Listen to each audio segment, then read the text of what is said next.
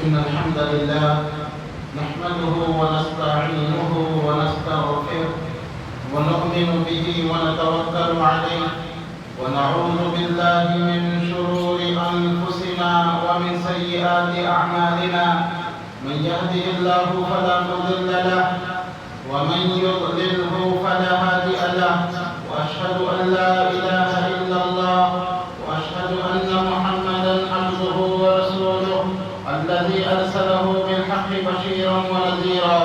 أما بعد فإن خير الحديث كتاب الله وخير الهدي هدي محمد صلى الله عليه وسلم وشر الأمور محدثاتها وكل محدثة بدعة وكل بدعة ضلالة وكل ضلالة في النار. وقد قال الله تبارك وتعالى في القرآن المجيد: أعوذ بالله من الشيطان الرجيم. يا أيها الذين آمنوا اتقوا الله حق تقاته ولا تموتن إلا وأنتم مسلمون. يا أيها الناس اتقوا ربكم الذي خلقكم من نفس واحدة وخلق منها زوجها وبث منهما رجالا كثيرا ونساء واتقوا الله الذي تساءلون به والأرحام إن الله كان عليكم رقيبا. يا أيها الذين آمنوا اتقوا الله وقولوا قولا سديدا يصلح لكم أعمالكم ويغفر لكم ذنوبكم ومن يطع الله ورسوله فقد فاز فوزا عظيما. وقال تعالى: بسم الله الرحمن الرحيم. قاف والقرآن المجيد بل عجبوا أن جاءهم منذر منهم فقال الكافرون هذا شيء عجيب أإذا متنا وكنا ترابا ذلك رجل بعيد قد علمنا ما تنقص الأرض منهم وعندنا كتاب حفيظ بل كذبوا بالحق لما جاءهم فهم في أمر مريج. وقال تعالى: إن الذين يؤذون الله ورسوله لعنهم الله في الدنيا والآخرة وأعد لهم عذابا مهينا. رب اشرح لي صدري ويسر لي أمري واحلل عقدة من لساني يفقهوا قولي.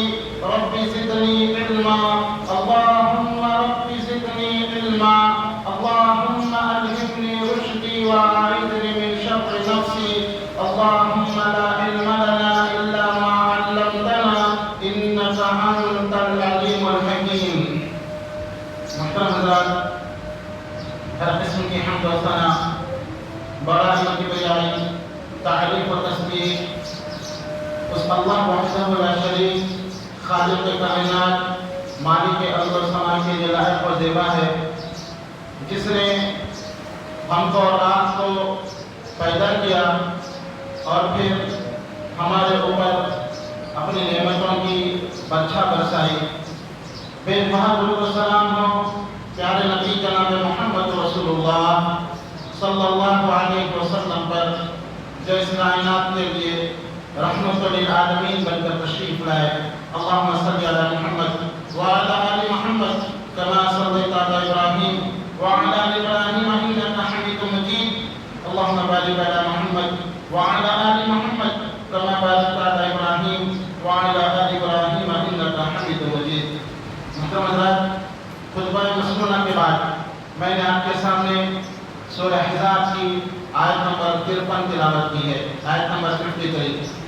اس آیت میں اللہ تعالیٰ فرماتا ہے: ان الذین یؤذون اللہ ورسولہ، بے شک جو لوگ اللہ اور اس کے رسول کو تکلیف پہنچاتے ہیں، اللہ اور اس کے رسول کو ایذا دیتے ہیں، لعنہم اللہ فی الدنیا والآخرہ، تو اللہ تعالیٰ کی لعنتیں ان پر برستی ہے، اللہ کی لعنتیں ان کا پیچھا کرتی ہے، فی الدنیا، دنیا کی زندگی میں بھی، والآخرہ، اور آخرت کی زندگی میں بھی، وَأَعَدَّ لَهُمْ عَذَابًا مُهِينًا، اور اللہ تعالیٰ نے ان لوگوں کے لیے عذاب مہینہ، ذلت امیز عذاب ان کے لیے اللہ نے تیار کر رکھا ہے، جو اللہ اور اس کے رسول کو تکلیف پہنچاتے ہیں اپنے اعمال سے، اپنی حرکتوں سے، اپنے زبان سے، اپنے عادت سے، اپنے کیریکٹر سے، جو بھی اللہ اور اس کے رسول کو تکلیف پہنچاتے ہیں، جو ہے آزادی کے نام سے، مذہبی آزادی کے نام سے، کسی بھی نام سے،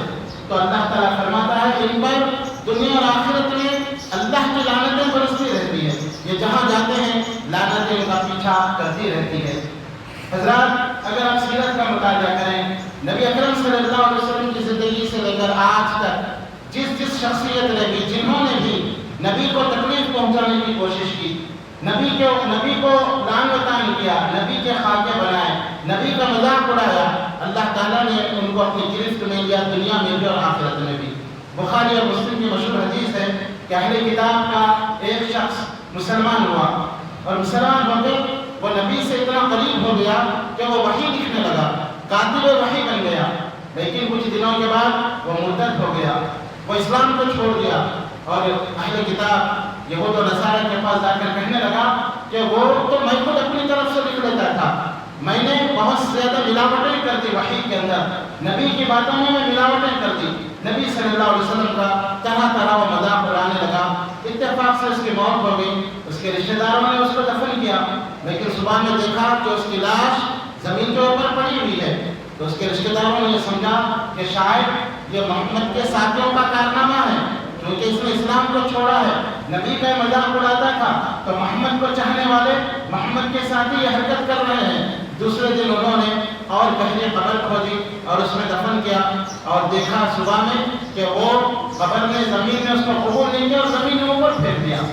تیسرے دن انہوں نے بہت گہری قبر کھودی، اتنی گہری کہ ان کو یقین ہو گیا، آدھی رات تک وہ کھودتے رہے تاکہ اس کو کوئی نکال نہ سکے، لیکن جب صبح ہوئی تو انہوں نے دیکھا کہ پھر اس کی لاش زمین کے اوپر پڑی ہوئی ہے۔ انہوں نے یقین کر دیا کہ یہ کسی انسان کے بس کی بات نہیں، بلکہ یہ اللہ کی طرف سے ہی کوئی چیز ہو رہی ہے۔ تو اللہ تعالیٰ نبی کے دشمنوں کو، نبی کے مذاق اڑانے والوں کو اسی طرح پکڑتا ہے۔ ایک جگہ اللہ نے فرمایا اِنَّا كَفَيْنَاكَ الْمُسْتَهْزِئِينَ، اے نبی آپ کا جو مذاق اڑاتے ہیں، آپ کا جو مذاق اڑاتے ہیں، ہم ان کے لیے کافی ہیں، ان کے لیے آپ پریشان ہونے کی ضرورت نہیں، جو بھی آپ کا مذاق اڑائے گا ہم دفاع کرنے کے لیے کافی ہیں۔ تو معزز حضرات، کہنے کا مطلب یہ ہے کہ اللہ کے نبی صلی اللہ علیہ وسلم کا جو بھی مذاق اڑاتا ہے اللہ تعالیٰ اس کو اپنی گرفت میں لے لیتا ہے۔ لیکن یہاں یہ بات بھی آپ ذہن میں رکھیں، اللہ کا ایک قانون یہ بھی ہے کہ اللہ نے نبی کے دشمنوں کو بھی پیدا کیا۔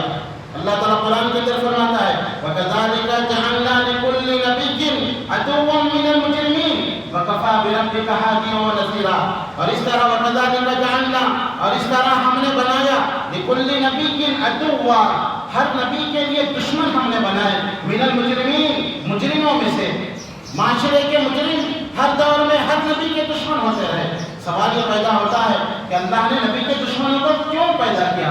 اللہ چاہتا تو سب نبی کے دوست ہوتے، اللہ چاہتا تو سب نبی سے محبت کرنے والے ہوتے، لیکن اللہ کہتا ہے کہ یہ ہمارے اصول رہا، ہر نبی جب بھی اس نے توحید کی دعوت کی، ہم نے اسی قوم میں سے ان کے دشمنوں کو پیدا کر دیا، ان کے حاسدین کو پیدا کر دیا، جو ان کی دشمنی کرتے، جو ان سے حسد کرتے، جو ان سے بغض رکھتے، جو ان کو تکلیف پہنچانے کی کوشش کرتے۔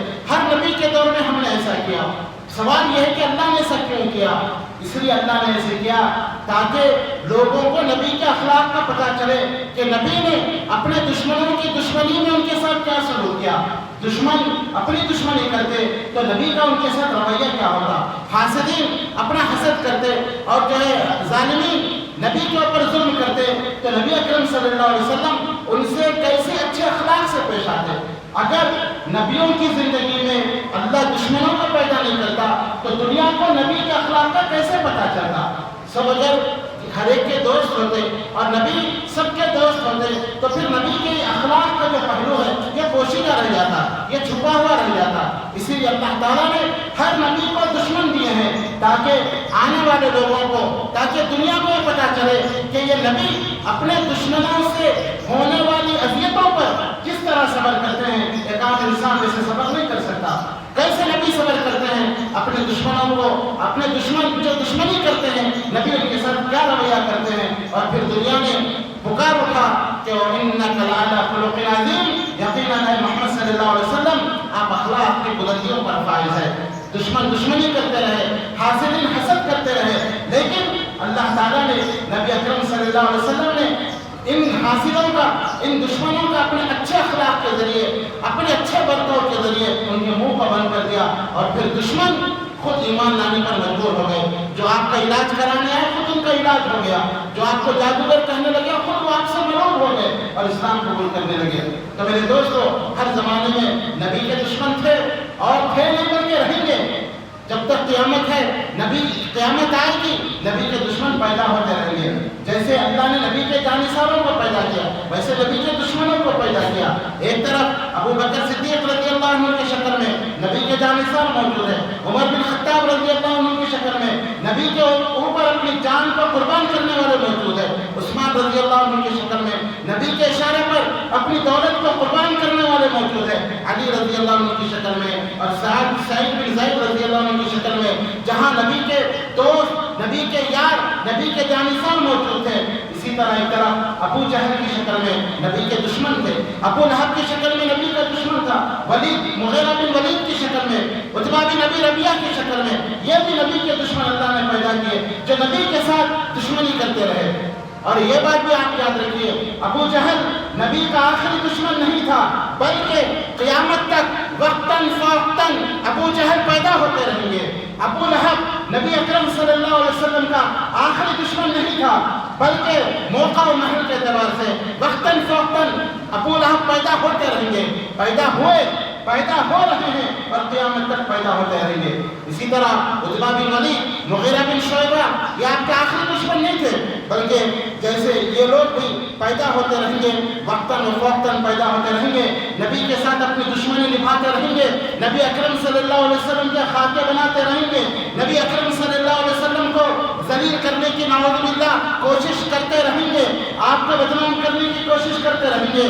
یہ جتنا بدنام کرتے جائیں گے اللہ نبی کی شان اتنا اونچا اٹھاتے جائے گا. اور اللہ نے قرآن میں وعدہ کیا, وَرَفَعْنَا لَكَ ذِكْرَكَ, اے نبی ہم نے آپ کے ذکر کو بلند کر دیا ہے, ہم نے آپ کے نام کو اتنا اونچا کر دیا ہے کہ یہ آپ کے دشمن جتنا آپ کو ذلیل کرنے کی کوشش کریں خود ذلیل ہو جائیں گے.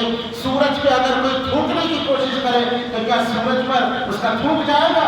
اگر کوئی سورج کو تھوکنے کی کوشش کرے اس کا تھوک اس کے اوپر ہی پلٹ کر آئے گا, اپنے چہرے پر ہی وہ تھوکے گا. اور پھر اللہ نے یہ بھی وعدہ کیا, اِنَّ شَانِئَكَ هُوَ الْأَبْتَرُ, اے نبی بے شک آپ کے دشمن ہی ابتر ہیں, آپ کے دشمن ہی ناکام و نامراد ہیں, آپ کا دشمن ہی دم کٹا ہے, آپ کا دشمن ہی ذلیل و رسوا ہو کے رہے گا.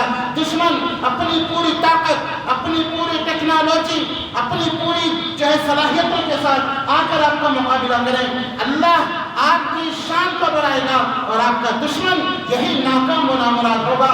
اور ہر زمانے میں اللہ نے کیا, ناکام و نامراد ہوئے دشمن ہو رہے ہیں, اور قیامت تک جو بھی نبی اکرم صلی اللہ علیہ وسلم کی شان میں کسی بھی قسم کی گستاخی کرنے کی کوشش کرے گا وہ ضرور ناکام و نامراد ہوگا. اسی لیے اللہ نے کہا, اِنَّا كَفَيْنَاكَ الْمُسْتَهْزِئِينَ, اے نبی صلی اللہ علیہ وسلم جو آپ کا مذاق اڑاتا ہے ہم اس کے لیے کافی ہیں, ہم آپ کی مدد کریں گے, آپ پریشان ہونے کی ضرورت نہیں ہے. تو میرے دوستو کہنے کا مطلب یہ ہے, ہر زمانے میں دشمن آئے, نبی اکرم صلی اللہ علیہ وسلم کو ذلیل کرنے کی نعوذ باللہ کوشش کی لیکن خود ذلیل ہو گئے. اور میں آپ کو ایک بات بتاؤں, نبی اکرم صلی اللہ علیہ وسلم کی سیرت کا سب سے اہم ٹاپک یہ ہے اور سیرت کا ایک معجزہ سمجھیے کہ نبی اکرم صلی اللہ علیہ وسلم کی تعریف خود اسلام کے دشمنوں نے کی ہے. اسلام کے بہت سارے ایسے دشمن ہیں جو یہودی ہیں, جو عیسائی ہیں, جو کرسچن ہیں, جو اسلام کو نہیں مانتے, لیکن وہ بھی نبی اکرم صلی اللہ علیہ وسلم کے اخلاق کو دیکھ کر اتنے متاثر ہوئے کہ خود آپ صلی اللہ علیہ وسلم کی تعریف کرنے پر وہ مجبور ہو گئے. یہ آپ کی سیرت کا ایک نمایاں پہلو لوگوں کے سامنے آیا ہے. دشمن بھی اور پھر میرے دوستو جان وہ ہے جو سر چڑھ کر بولے. حقیقت میں تعریف وہ ہوتی ہے جو آپ کا دشمن آپ کی تعریف کرنے پر مجبور ہو جائے. نبی اکرم صلی اللہ علیہ وسلم کی تعریف میں ایک دو واقعات آپ کے سامنے رکھتا ہوں کہ جب ہرقل روم جو روم کا سپر پاور اس زمانے میں بادشاہ تھا جس کا نام ہرقل تھا، اور اس کے پاس جب نبی صلی اللہ علیہ وسلم کا خط پہنچا کہ اسلام لاؤ امن کے ساتھ رہو گے، تو اس نے کہا کہ یہ خط جہاں سے آیا ہے اس علاقے کا کوئی شخص یہاں موجود ہو تو اس کو میرے پاس بلاؤ۔ اتفاق سے ابو سفیان جو مسلمان نہیں تھے بلکہ کفار مکہ کے کمانڈر تھے، سپاہ سالار تھے، کئی جگہ انہوں نے لڑی تھی، تجارت کی غرض سے گئے تھے، لوگوں نے ان کو پکڑا اور بادشاہ کے سامنے پیش کیا۔ ہرقل نے ان سے کچھ سوالات کیے، لمبی حدیث ہے، میں وقت کی تنگی کی وجہ سے میں پوری حدیث بیان نہیں کرتا، لیکن میں جو بتانا چاہتا ہوں وہ یہ ہے کہ کچھ سوالات ہرقل نے ابو سفیان سے کیے، ابو سفیان نے اس کے جوابات دیے۔ جواب سننے کے بعد ہرقل کہتا ہے کہ میں نے جو تجھ سے پوچھا اور تو نے جو مجھے جواب دیا، اگر یہ حقیقت ہے، یہ سچ ہے، تو جس محمد صلی اللہ علیہ وسلم کی تم بات کر رہے ہو، ایک دن آئے گا وہ اس تخت کا مالک ہوگا جس تخت پر میں بیٹھا ہوا ہوں، جس جگہ میرے قدم ہیں وہ اس جگہ کا مالک بنے گا۔ اور پھر کہتا ہے اگر مجھے موقع ملے کہ میں محمد صلی اللہ علیہ وسلم کے پاس جاؤں تو میں اتنا وہ اللہ کے نبی سے مرعوب ہو گیا تھا، کہنے لگا کہ میں چاہتا ہوں کہ میں ان کے پیروں کو دھوؤں، میری خواہش ہے کہ میں ان کے پیروں کو میں دھونا چاہتا ہوں۔ یہ کون ہے؟ یہ سپر پاور، یہ کرسچن، یہ عیسائی مشتری کا، عیسائی حکومت کی جو سب سے بڑی طاقت تھی روم، اس کا بڑا بادشاہ جس کو ہرقل جو شہنشاہ کہا جاتا تھا، وہ اتنا مرعوب ہو گیا اللہ کے نبی کے اخلاق سن کر، کہنے لگا کہ اگر مجھے موقع ملے اس محمد سے صلی اللہ علیہ وسلم سے ملاقات کرنے کا تو میں اس کو اپنے لیے باعث شرف سمجھوں گا، باعث فخر سمجھوں گا کہ میں آپ صلی اللہ علیہ وسلم کے پیروں کو میں اپنے ہاتھوں سے ہوں۔ اسی طرح میرے دوستوں، مائیکل ہارٹ ایک یہودی ہے، یہودی بہت بڑا مصنف ہے جس نے دا 100 کے نام سے کتاب لکھی۔ اس نے دنیا میں آدم علیہ السلام سے لے کر اس کے زمانے تک جتنے لوگ تھے، جتنی انسانیت تھی، ان انسانوں میں جو سب سے بہتر انسان تھے، جنہوں نے دنیا کو کچھ دیا، جن سے دنیا نے فائدہ اٹھایا، ایسے اس نے 100 شخصیتوں کا انتخاب کیا، 100 ایسے لوگوں کا انتخاب کیا جن سے دنیا کو فائدہ پہنچا ہے، اور اس نے ان 100 لوگوں میں ہمارے پیارے نبی جناب محمد رسول اللہ صلی اللہ علیہ وسلم کو صرف جگہ ہی نہیں دی بلکہ انصاف کا تقاضا پورا کرتے ہوئے اس نے ان 100 لوگوں میں سب سے پہلا نمبر پیارے نبی جناب محمد رسول اللہ صلی اللہ علیہ وسلم کو عطا کیا۔ اس نے کہا کہ ایسا انسان، میں نے تمام انسانوں کی تاریخ پڑھی لیکن میری نظر میں پوری انسانیت میں ایسا انسان مجھے کہیں بھی نظر نہیں آیا جیسے اخلاق پیارے نبی جناب محمد رسول اللہ صلی اللہ علیہ وسلم کے تھے۔ میری نظر میں محمد نے دنیا کو بہت کچھ دیا ہے، بہت کچھ دیا ہے۔ میں نے محمد صلی اللہ علیہ وسلم کی جیسے کامیاب انسان پوری دنیا کے اندر نہیں دیکھا۔ اللہ اکبر، یہ کون کہہ رہا ہے؟ یہ یہودی، اور یہودیوں کے بارے میں اللہ نے کہا کہ مسلمانوں میں سب سے اگر مسلمانوں کے بدترین دشمن ہے تو وہ یہودی ہے۔ یہودی، قرآن کہتا ہے، قرآن کہ تم یہودیوں کو مسلمانوں کا سب سے بدترین دشمن پاؤ گے، اور یہ یہودی یہ گواہی دینے پر مجبور ہو گیا کہ اگر پوری دنیا کے اندر سب سے بہتر شخصیت اگر کوئی ہے تو پیارے نبی جناب محمد رسول اللہ صلی اللہ علیہ وسلم کی شخصیت ہے۔ اسی طرح ایک کرسچن ڈاکٹر رائٹر ہے، شبری مشاوہ اس کا نام ہے، وہ کہتا ہے کہ یہ انسانیت کے لیے بڑی فخر کی بات ہے کہ انسانوں کی صف میں محمد رسول اللہ صلی اللہ علیہ وسلم کے جیسا انسان موجود ہے۔ یہ پوری انسانیت کے لیے بڑے فخر کی بات ہے۔ اور اسی طرح لاما-کھن فرانس کا ایک رائٹر ہے، وہ کہتا ہے کہ میری اپنی زندگی کا سب سے بڑا واقعہ یہ ہے، وہ اپنی زندگی بیان کرتا ہے کہ میری پوری زندگی میں سب سے اہم واقعہ یہ ہے کہ مجھے محمد صلی اللہ علیہ وسلم کی سیرت اور آپ کی ہسٹری پڑھنے کا موقع ملا۔ وہ اپنے آپ کو وہ نبی صلی اللہ علیہ وسلم کی سیرت پڑھ کر یہ سمجھتا ہے کہ میری زندگی کا یہ سب سے بڑا کارنامہ ہے، اور یہ بڑے فخر کی بات ہے کہ مجھے محمد صلی اللہ علیہ وسلم کی سیرت پڑھنے کا موقع ملا اور میں آپ کی شخصیت سے بہت متاثر ہوا ہوں۔ یہ عیسائی لوگ کہہ رہے ہیں، لیکن افسوس ہم مسلمانوں کو کبھی نبی صلی اللہ علیہ وسلم کی سیرت پڑھنے اور آپ کی اخلاق جاننے کا موقع ہی نہیں ملتا۔ سیرت کی کتاب الرحیق المختوم جو پوری دنیا میں سب سے اول انعام جس نے حاصل کیا، صفی الرحمن مبارک پوری جو ہندوستان کے ایک بہت بڑے عالم تھے جنہوں نے لکھا۔ آج کتنے ایسے گھر ہیں جن کے گھروں میں یہ کتاب رکھی ہوئی ہو کہ وہ اپنے گھر میں اس کتاب کو رکھیں اور اپنی بیوی بچوں سے کہیں کہ وقتاً فوقتاً اس کتاب کو پڑھتے رہیں، کبھی کبھی پڑھو یا خود گھر میں کسی ایک وقت مقرر کریں آپ کو پڑھائیں. کتنے ایسے لوگ ہیں بیوی بچوں کے لیے ہزاروں روپے کے کپڑے خریدنا آسان, مٹھائی خریدنا آسان, لیکن 400-500 روپے کی کتاب اپنے الماری کی زینت بنانا ہمارے لیے مشکل ہے. نبی کی سیرت کی کوئی کتاب ہمارے گھر میں موجود نہیں, بچے موبائل کے اندر ہے. تو میرے دوستو کہاں نبی کی سیرت کا ہم کو پتہ چلے گا؟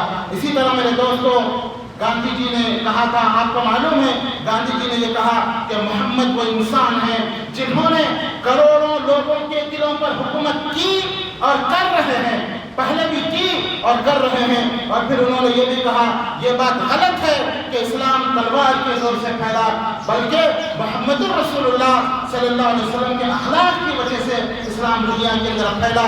یہ گاندھی جی نے خود شہادت دی ہے. اور میرے دوستوں بہت شہادتیں ہیں, بہت گواہی ہے, وقت نہیں کہ میں سب بیان کروں. 2-3 میں نے آپ کے سامنے بیان کیا ہے, ورنہ آپ اٹھا کے دیکھیں بہت سارے ہندو اسلام دشمن لوگوں نے نبی اکرم صلی اللہ علیہ وسلم کی گواہی اور آپ کی شان میں شہادت دینے پر مجبور ہو گئے.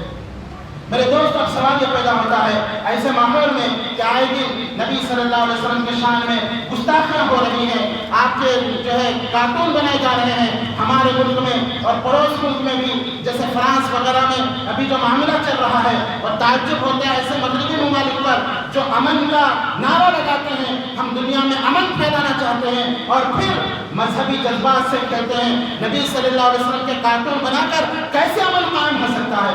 کتنا تضاد ہے ان کے قول اور فعل میں. کہتے ہیں ہم پوری دنیا میں امن پھیلانا چاہتے ہیں, اور پھر کارٹون بنائے جا رہے ہیں پیارے نبی جناب محمد رسول اللہ صلی اللہ علیہ وسلم کے, جن سے ہر مسلمان اپنی جان سے زیادہ جن سے محبت کرتا ہے, اپنے اولاد سے زیادہ, اپنے ماں باپ سے زیادہ, جن کی آبروں پر اپنی جان کو قربان کرنے میں مسلمان فخر محسوس کرتا ہے. اپنے ماں باپ قربان ہو جائے ان کی عزت پر ایک مسلمان فخر محسوس کرتا ہے. ایسے نبی اکرم صلی اللہ علیہ وسلم جو لاکھوں نے کروڑوں بلکہ ہر مسلمان کے دل پر حکومت کر رہے ہیں, ایسے نبی کے کارٹون بنا کر, ایسے نبی اکرم صلی اللہ علیہ وسلم کی جو زندگی سے کھلواڑ یا آپ کے جو ہے آپ کا مذاق اڑا کر یہ لوگ امن پھیلانا, امن کا خواب دیکھتے ہیں. حسان بن ثابت رضی اللہ عنہ نے نبی اکرم صلی اللہ علیہ وسلم سے فرمایا تھا آپ کے بارے میں کفار مکہ سے, فَإِنَّ بِي وَوَالِدَتِي وَتَرْزِي, کہ کفار مکہ محمد وہ ہے کہ میں خود آپ کے عزت کے لیے اپنی جان کو قربان کرنے میں فخر محسوس کرتا ہوں, اپنی اولاد کو قربان کر دوں گا, ماں باپ کو قربان کر دوں گا. یہ حسان بن ثابت کا قول نہیں بلکہ ہر مسلمان کے جذبات کی انہوں نے ترجمانی پیش کی تھی. اور پھر میرے دوستو یہ بات یاد رکھیے, کسی کے مذہبی جذبات سے کو ٹھیس پہنچا کر آپ دنیا میں امن قائم نہیں کر سکتے. یہ دنیا کے امن کے اصول کے خلاف ہے کہ آپ ان کے جذبات سے کھیلیں اور امن قائم رکھیں. اسی لیے قرآن میں اللہ تعالیٰ نے مسلمانوں کو لوگوں کے جذبات سے کھیلنے سے روکا. اللہ نے خود قرآن میں کہا وَلَا تَسُبُّوا الَّذِينَ يَدْعُونَ مِن دُونِ اللَّهِ فَيَسُبُّوا اللَّهَ عَدْوًا بِغَيْرِ عِلْمٍ, کہ لوگوں وَلَا تَسُبُّوا الَّذِينَ يَدْعُونَ مِن دُونِ اللَّهِ, جو لوگ اللہ کو چھوڑ کر کسی اور کی عبادت کرتے ہیں تم ان کو گالی مت دو. اللہ اکبر, یہ قرآن کی تعلیمات ہے. جبکہ وہ باطل ہیں, وہ معبودان باطل ہیں, لیکن اللہ کہہ رہا ہے وَلَا تَسُبُّوا الَّذِينَ يَدْعُونَ مِن دُونِ اللَّهِ, جو لوگ اللہ کے علاوہ جن کی عبادت کرتے ہیں تم ان کو گالی مت دو. اس کا نتیجہ کیا ہوگا؟ اس کا نتیجہ یہ ہوگا وَلَا تَسُبُّوا الَّذِينَ يَدْعُونَ مِن دُونِ اللَّهِ فَيَسُبُّوا اللَّهَ عَدْوًا بِغَيْرِ عِلْمٍ, اس کے ریئیکشن میں وہ لوگ تمہارے سچے اللہ کو گالی دیں گے. تمہارا معبود جو اللہ ہے جس کی تم عبادت کرتے ہو وہ لوگ ان کو گالی دیں گے. آپس میں تضاد ہوگا. اسی لیے حکمت کا تقاضا یہ ہے اگرچہ کہ ان کے معبود غلط ہیں, معبودان باطلہ ہے, لیکن تم ان کے معبودوں کو برا بھلا نہ کہو ورنہ وہ لوگ تمہارے سچے اللہ کو برا بھلا کریں گے. تو میرے دوستو اب سوال یہ پیدا ہوتا ہے کہ ہم کو اس موقع پر کیا کرنا چاہیے, ہماری ذمہ داری کیا بنتی ہے؟ نبی اکرم صلی اللہ علیہ وسلم کا مذاق اڑایا جا رہا ہے, ہم کو کیا کرنا چاہیے؟ میرے دوستو یہ بات اچھی طرح یاد رکھیں, اگر ہم کچھ بھی نہ کریں اللہ اکیلا نبی کی مدد کے لیے کافی ہے. جیسے اللہ نے قرآن کے اندر فرمایا إِلَّا تَنْصُرُهُ اللَّهُ إِلَّا تَنْصُرُوهُ فَقَدْ نَصَرَهُ اللَّهُ إِذْ أَخْرَجَهُ الَّذِينَ كَفَرُوا ثَانِيَ اثْنَيْنِ إِذْ هُمَا فِي الْغَارِ إِذْ يَقُولُ لِصَاحِبِهِ لَا تَحْزَنْ إِنَّ اللَّهَ مَعَنَا. اللہ نے فرمایا اے لوگو اگر تم نبی کی مدد نہیں کرو گے, إِلَّا تَنْصُرُوهُ, اگر تم نبی کی مدد نہیں کرو گے, فَقَدْ نَصَرَهُ اللَّهُ, تو اللہ تعالیٰ خود اپنے نبی کی مدد کرے گا. ایسے کیا اللہ نے ذکر کیا الا تنصروا فقد نصرہ اللہ اذ ہما فی الغار، جب وہ دونوں غار کے اندر تھے. یہ اللہ تعالیٰ نے ہجرت کے وقت کا ذکر کیا. دونوں سے مراد نبی اکرم صلی اللہ علیہ وسلم اور ابو بکر صدیق رضی اللہ عنہ ہے. کوئی آپ کی مدد کرنے والا نہیں. غار میں آپ چھپے ہوئے ہیں، پوری دنیا آپ کی دشمن ہے، آپ کو تلاش کر رہی ہے. اللہ نے مدد کر کے بتایا. مکڑی نے غار کے منہ پہ جالا ڈالا. کفار جو آپ کے جانی دشمن تھے غار تک آ کر صرف اس ارادے سے جو ہے انہوں نے نہیں چھانکا کہ اگر اس میں کوئی جاتا تو یہ غار کے منہ پر یہ جالا نہیں ہوتا. مکڑی کا جالا اس بات کا ثبوت ہے کہ غار خالی ہے، کوئی اس کے اندر داخل نہیں ہوا. اس طرح اللہ نے اپنے نبی کی مدد کی. اللہ نے اسی کا ذکر کیا الا تنصروه فقد نصره الله اذ اخرجه الذين كفروا ثاني اثنين اذ هما في الغار اذ يقول لصاحبه لا تحزن ان الله معنا. جب ابو بکر جو ہے کہہ رہے تھے اس وقت اے اللہ کے نبی یہ غار کے پاس آ گئے ہیں، اگر یہ اپنے قدموں کو بھی دیکھ لیں گے ہم نظر آ جائیں گے. تو نبی اکرم صلی اللہ علیہ وسلم اپنے ساتھی سے کہہ رہے تھے اذ یقول لصاحبہ، وہ اس وقت اپنے ساتھی سے کہہ رہے تھے لا تحزن، غم نہ کرو، ان اللہ معنا، اللہ ہمارے ساتھ ہے. تو میرے دوستو اگر ایک مسلمان نبی کی اگر مدد نہ بھی کرے، اللہ کہتا ہے انا کفیناک المستہزئین، میں نبی کا مذاق اڑانے والوں کے لیے کافی ہو جاؤں گا. لیکن ایک مسلمان ہونے کی حیثیت سے ہماری یہ ذمہ داری بنتی ہے کہ ہم جتنا ہو سکے کوشش کریں اور ایسے اسلام دشمن لوگ جو نبی کا مذاق اڑاتے ہیں ان کا بائیکاٹ کرنے کی کوشش کریں. سب سے پہلی ذمہ داری جو حکمرانوں پر عائد ہوتی ہے، جو مسلم حکومتیں ہیں، ان کو چاہیے کہ وہ ایسے ملک سے، فرانس جیسے ملک، افسوس کی بات یہ ہے کہ اس میں خاکے بنائیں، اس پر شرمندگی نہیں ہے، بلکہ یہ کہتا ہے کہ ہم یہ قانون بنائیں گے کہ ہم جب چاہیں نبی کی شان میں اسی طرح گستاخی کرتے رہیں گے. یہ ہماری آزادی رائے ہے، یہ ہماری جو ہے آزادی ہے کہ ہم جو چاہیں وہ کریں. وہ قانون بھی بنانا چاہتا ہے تو مسلم حکومتوں کو چاہیے کہ وہ ان کا بائیکاٹ کریں. وہ حکومتی سطح پر ایسا قانون بنائیں، وہ عالمی سطح پر ایک ایسا قانون بنائیں کہ جو بھی نبی صلی اللہ علیہ وسلم کی نہیں بلکہ کسی بھی نبی کی شان میں، صرف مسلمانوں کے نزدیک محمد صلی اللہ علیہ وسلم ہی قابل احترام نہیں، بلکہ آدم علیہ السلام سے لے کر نبی اکرم صلی اللہ علیہ وسلم تک جتنے انبیاء ہیں سب ہمارے نزدیک قابل احترام ہیں. ہم جس طرح نبی صلی اللہ علیہ وسلم کے خاکہ بنانے کو برداشت نہیں کرتے، اسی طرح ہم عیسیٰ علیہ السلام کا بھی خاکہ کوئی بناتا ہے ہم برداشت نہیں کریں گے. موسیٰ علیہ السلام کا بھی کوئی خاکہ بناتا ہے ہم برداشت نہیں کرتے. ابراہیم علیہ السلام کا بھی کوئی خاکہ بناتا ہے ہم برداشت نہیں کریں گے. تو ایک عالمی سطح پر یہ قانون بنایا جائے کہ جو بھی کسی بھی نبی کی شان میں کوئی گستاخی کرے گا اس کی سزا ہو، سزا مقرر کر دیا جائے، ان سے سفارتی تعلقات ختم کر دیے جائیں. اور پھر میرے دوستو عامت المسلمین، ہم مسلمانوں کو یہ کرنا ہے کہ سب سے پہلی چیز جو معاشرے میں چل رہا ہے کہ ان کے اشیاء کا بائیکاٹ کیا جائے، ان کے آئٹمس کا بائیکاٹ کیا جائے. جیسے جگہ جگہ آپ کو اشتہارات لگ رہے ہیں کہ فرانس کے پروڈکٹ کا بائیکاٹ کیا جائے، یہ بہت اچھی چیز ہے. ہر مسلمان کو آگے بڑھ چڑھ کر اس میں حصہ لینا چاہیے، ان کا معاشی بائیکاٹ کرنا چاہیے. اور پھر معاشی بائیکاٹ یہ کسی بھی قوم کے غرور کو توڑنے کے لیے سب سے اہم چیز ہوتی ہے. اور پھر سیرت سے بھی اس کا ثبوت ملتا ہے. حضرت ثمامہ رضی اللہ عنہ جو یمامہ کے گورنر تھے، جب وہ اسلام قبول کرتے ہیں اور نبی اکرم صلی اللہ علیہ وسلم، لمبا واقعہ ہے، مختصر یہ کہ اسلام قبول کرنے کے بعد وہ عمرہ کرنے کے لیے مکہ جاتے ہیں تو عمرہ اس طریقے پر کرتے ہیں جو نبی اکرم صلی اللہ علیہ وسلم نے طریقہ بتایا تھا. بڑے گورنر تھے، مکے والے ان کے استقبال کے لیے آتے ہیں. اور پھر کیونکہ وہاں سے مکے والوں کا بزنس بھی تھا، گیہوں کی تجارت تھی ان کے ملک سے، ان کا استقبال کرتے ہیں. لیکن ان کے عمرے کے طریقے کو دیکھ کر مکے والے پریشان ہو کر کہتے ہیں کہ تم کب سے صابی بن گئے ہو. صابی کا مطلب بے دین، جیسے آج بھی مسلمانوں میں لوگ کہتے ہیں کہ تم کب سے وہابی بن گئے ہو.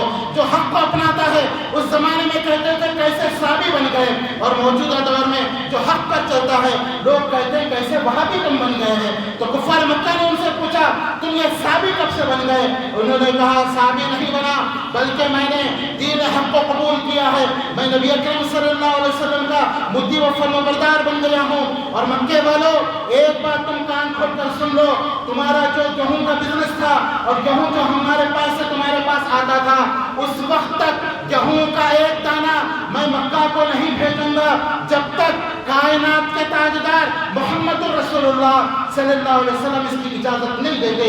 جب تک آپ کا پرمیشن نہیں ہوگا ایک گیہوں کا دانہ کے لیے تم ترسو گے اور میں نہیں بھیجوں گا. تو میرے دوستو کہنے کا مطلب یہ ہے کہ سوشل بائیکاٹ کسی بھی قوم کی کمر کی ہڈی توڑنے کے لیے کافی ہوتا ہے. تو ہم مسلمان یہ کر سکتے ہیں جو بھی فرانس کے پروڈکٹ ہیں ہم ان سے بچیں, اپنے آپ کو بچائیں اور ان کا سوشل بائیکاٹ کریں. اور پھر دوسری اہم کام یہ ہے کہ دعوتی طریقے سے بھی ہم اپنے جذبات کا اظہار کر سکتے ہیں. دعوتی طریقے کا مطلب یہ ہے کہ ہم نبی اکرم صلی اللہ علیہ وسلم کی سیرت کو عام کریں. آپ کی سیرت جتنا ہو سکے عام کریں. اپنی تقریروں کے ذریعے کانفرنس رکھ کے پروگرام رکھ کر آپ کی سیرت کو عام کریں. اور پھر سیرت اردو اور عربی زبان میں عام نہ کریں بلکہ علاقائی زبان میں عام کریں.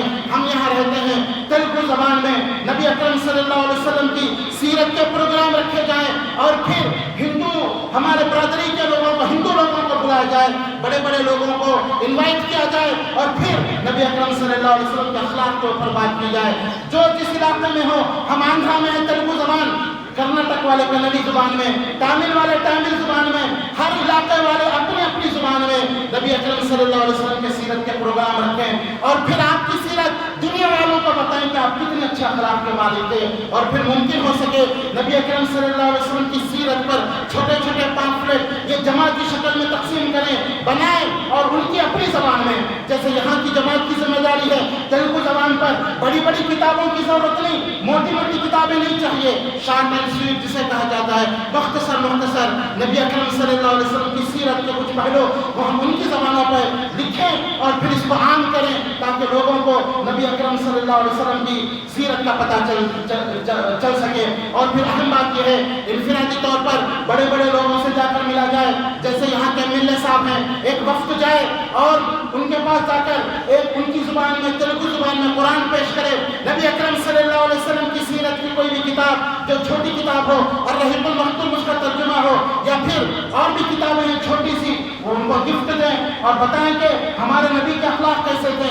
MP صاحب کے پاس جائیں, اسی طرح پولیس کمشنر صاحب کے پاس جائیں وفد کی شکل میں اور ان کو یہ کتاب تحفے میں دیں تاکہ ان کو نبی اکرم صلی اللہ علیہ وسلم کا جو ہے سیرت کا پتہ چل سکے. اور آخری بات یہ ہے, آخری بات کہ ہم نبی کے کیریکٹر کو اپنانے کی کوشش کریں. سب سے اہم بات یہ ہے ہمارے اخلاق نبی کے اخلاق کے مطابق ہو, ہمارے معاملات نبی اکرم صلی اللہ علیہ وسلم کی سنت کے مطابق ہو.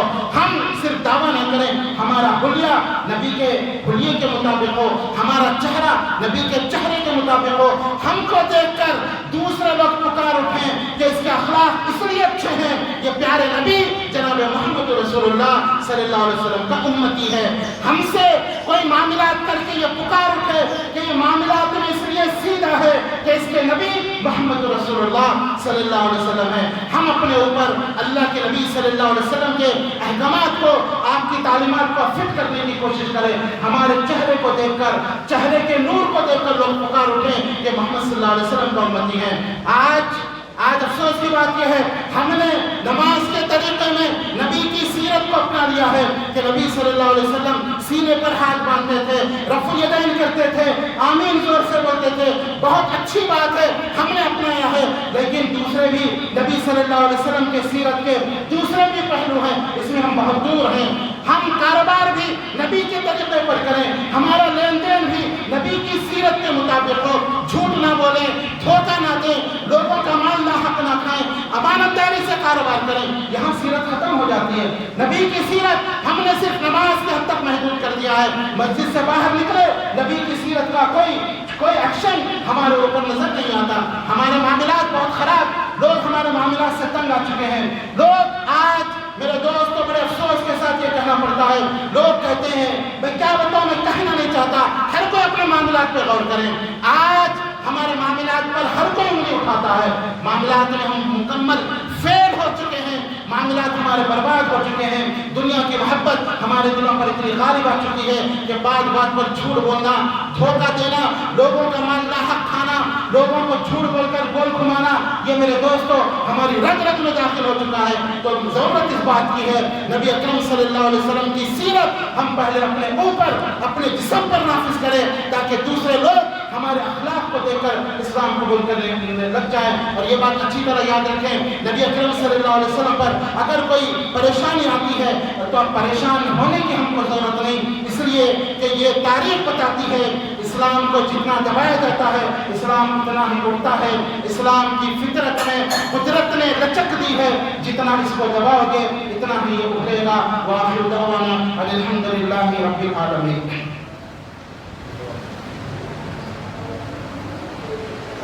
الحمد لله وحده والصلاة والسلام على من لا نبي بعده. فقد قال الله تبارك وتعالى في القرآن المجيد والفرقان الحميد إن الله وملائكته يصلون على النبي يا أيها الذين آمنوا صلوا عليه وسلموا تسليما. اللهم صل على محمد وعلى آل محمد كما صليت على إبراهيم وعلى آل إبراهيم إنك حميد مجيد. اللهم بارك على محمد وعلى آل محمد كما باركت على إبراهيم وعلى آل إبراهيم إنك حميد مجيد. اللهم أعز الإسلام والمسلمين, اللهم أعز الإسلام والمسلمين, اللهم أعز الإسلام والمسلمين وأذل الشرك والمشركين ودمر أعداء الدين. اللهم اغفر من حلالك عن حرامك واغننا بفضلك عمن سواك. اللهم اقسم لنا من خشيتك ما تحول به بيننا وبين معصيتك, ومن طاعتك ما تبلغنا به جنتك, ومن اليقين ما تهون به علينا مصائب الدنيا. متعنا بأسماعنا وأبصارنا وقواتنا ما أحييتنا واجعله الوارث منا واجعل ثأرنا على من ظلمنا وانصرنا على من عادانا. ولا تجعل مصيبتنا في ديننا ولا تجعل الدنيا أكبر همنا ولا مبلغ علمنا ولا تسلط علينا من لا يرحمنا.